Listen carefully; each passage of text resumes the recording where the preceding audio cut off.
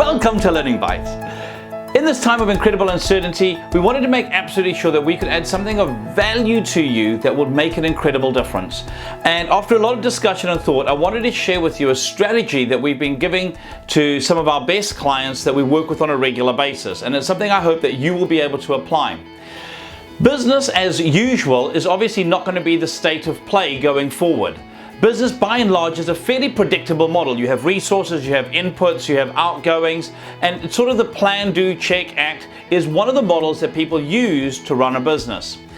In this current situation, however, we're much more in a war-like situation. The military uses a term called VUCA, which stands for volatile, uncertain, chaotic, and ambiguous. We never know what's going to happen at any given moment in time, and I'm sure many of you can relate to that. Inside of this new normal, what model can you use to help? And what we're suggesting to clients is that they use a military model called an OODA loop. So an OODA loop is very, very simple. It looks like you would expect a loop to look. And it works through using a model we've talked about many times beforehand, being the speed of feedback equals the speed of success. So how quickly can you get relevant feedback that you're able to act on? To expand this a little bit more, what I've gone and done is actually put it into more of a linear pattern that we will then explore. The first thing in an OODA loop is observation. So when we observe, you want to be asking yourself, where do you currently get your information from? How do you currently assess what's happening in your world? Have you gone and opened up your channels of information? Are you asking your suppliers, the news? Have you sat down and done a SWOT analysis and a PESTEL analysis to look at what situation do we currently find ourselves in? How are we getting information? Once we've got this information, the very next step that we want to be able to do is orientate yourself.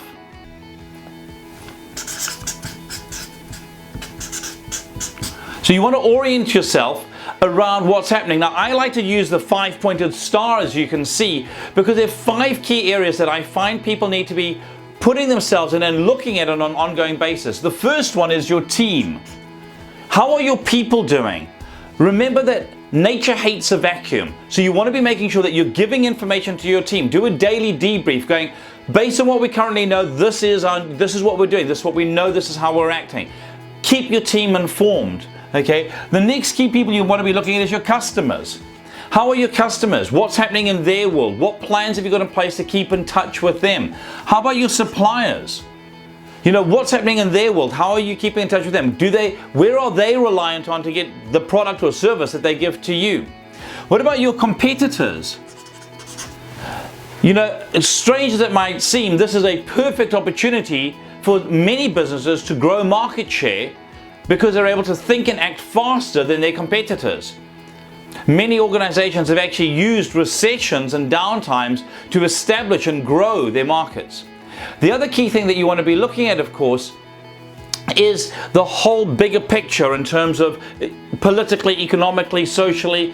So we talk about PESTEL, it's what's happening politically, economically, socially, technologically, environmentally, and legally. And obviously, the legal space is changing with government shutting down borders and so much happening in that space. So you want to be able to do your PESTEL analysis over here. In terms of doing that as well, I'm also encouraging businesses to look at their processes and systems. In this new space, how are you managing with your processes and systems? So we orientate ourselves, we go, how do we sit in this current situation? Then what you're able to do is you're then able to move on and look at what decisions do you need to make. Now, one of the reasons I love this model so much, it was created by somebody called John Boyd, who had the highest come home rate for pilots doing dogfights in Korea. And what he got them to do was, in the speed of what's happening around them, he said to them, observe what's happening, orient yourself, decide what you need to do, and then the key thing is act. Do something. And the reason it's called a loop is that each one of these gives the information forward, but then of course you create a feedback loop. And at every point, you're having feedback. So you're in constant observe mode. My real encouragement for you as a team is to be able to sit down on a daily basis. Some clients of mine are meeting to have an OODA catch-up 3 to 4 times a day, just going, where are we now? What's the new information? Do we need to make any other decisions?